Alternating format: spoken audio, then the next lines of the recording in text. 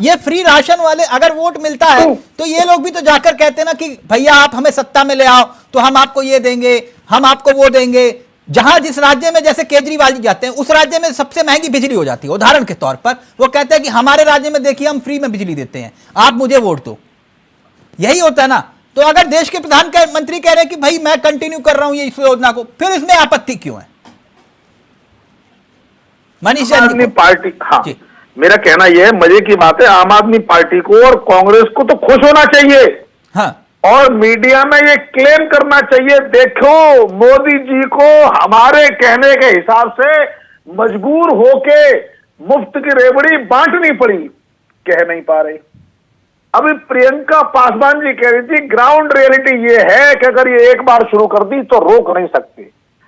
तिलक जी सच्चाई यही है कि भाजपा की भी ये मजबूरी है। देखिए हमारे प्रधानमंत्री मनमोहन जी ने बोला था कि हम लोग 1 रुपए फ्री नहीं देंगे। अगर आपको याद हो ये रोक नहीं सकते, फ्री नहीं देंगे, हम लोगों ने ऐसा बोला था। एक अनाज के नाम पर इमोशनली जनता से कनेक्ट कर लिया, देना पड़े। अब इसी पैटर्न पे अगर हम लोगों को पैसा बांटते चलेंगे तो हमें ये भी तो देखना है कि हमारे देश की बजट की स्थिति क्या है। अपने पैसे से क्या राजीव गांधी की तरह घाटे की अर्थव्यवस्था चालू कर दें कि जितना लॉस हो उतना लॉस के नोट छाप लें?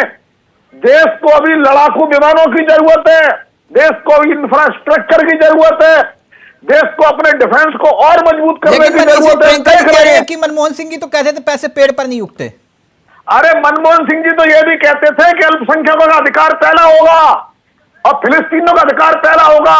ये सब बातों का कोई महत्व तो नहीं है, इसलिए तो मनमोहन सिंह जी आज आगे नहीं है। कैसी बात कर रहे हैं मनीष जी, उन्होंने ये कब बोला? मेरा इसमें कहना यह है कि हमें देश को मजबूत अर्थव्यवस्था बनाना होगा, एक मजबूत देश बनाना होगा, रोजगार उससे क्रिएट होगा। मजबूत अभी प्रियंका जी कह रही थी सबको नौकरी नहीं दे सकते, अनाज मैंने ये कहा रोजगार देना सरकार की जिम्मेदारी नहीं है, उनको लेकिन सरकार की ये जिम्मेदारी है देश में व्यापार का, इन्वेस्टमेंट का माहौल क्रिएट करे। हमारे पास जब देश में व्यापार का, इन्वेस्टमेंट का, बिजनेस का माहौल क्रिएट होगा तो लोगों को अपने आप रोजगार मिलेगा और एक आदमी 4 को रोजगार देगा। रोजगार की प्रक्रिया 1 से 4, 4 से 16, 16 से 64, 256, 256 से 512, 512 से 1024 तक चलेगी। ये प्रक्रिया नौकरी से नहीं होगी है। समस्या ये है कि इस देश में आदमी को सरकारी नौकरी दे दो, भ्रष्टाचार करने की परमिशन दे दो और जिंदगी भर पेंशन दे दो और महंगाई खत्म करेगी, मनीष जी का ऑडियो है, एक मिनट, एक महत्वपूर्ण बिंदु है मनीष जी, क्योंकि आप राजनीति को बहुत करीब से देखते और समझते हैं। इस बात को समझाइएगा कि एक तरफ जातिगत जनगणना जिसका जिक्र हर मंच पर राहुल गांधी कर रहे हैं और जो क्षेत्रीय दल हैं वो पता नहीं कितने असहज हो रहे हैं क्योंकि कल तक मुद्दा उनका था और कांग्रेस ने जैसे छीन लिया। अब इसकी छटपटाहट भी दिखाई दे रही है जैसे अखिलेश यादव में या फिर तमाम दूसरे क्षेत्रीय दलों में, नीतीश जी में या फिर तेजस्वी यादव में।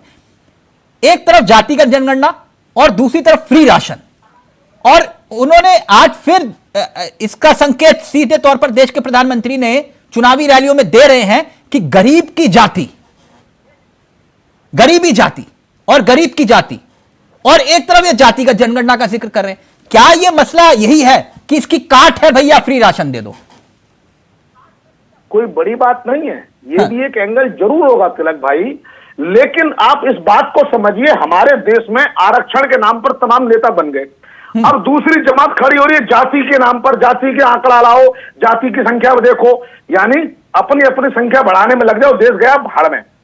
अब इसके बाद देखिए जाति के आधार पर यह बात कर रही है, लेकिन इनमें से एक भी नेता की हिम्मत राहुल गांधी से लेकर नीतीश कुमार तक की क्या यह है कि जिसका एक बार जीवन स्तर ऊंचा हो गया, जिसको एक बार सरकारी नौकरी आरक्षण से मिल गई, जिसको शिक्षा मिल गई, जो आईएएस बन गया, जो विधायक बन गया, क्या उसके और उसके परिवार को आरक्षण ना मिले, वो बाकी दूसरे लोगों को मिल जाए?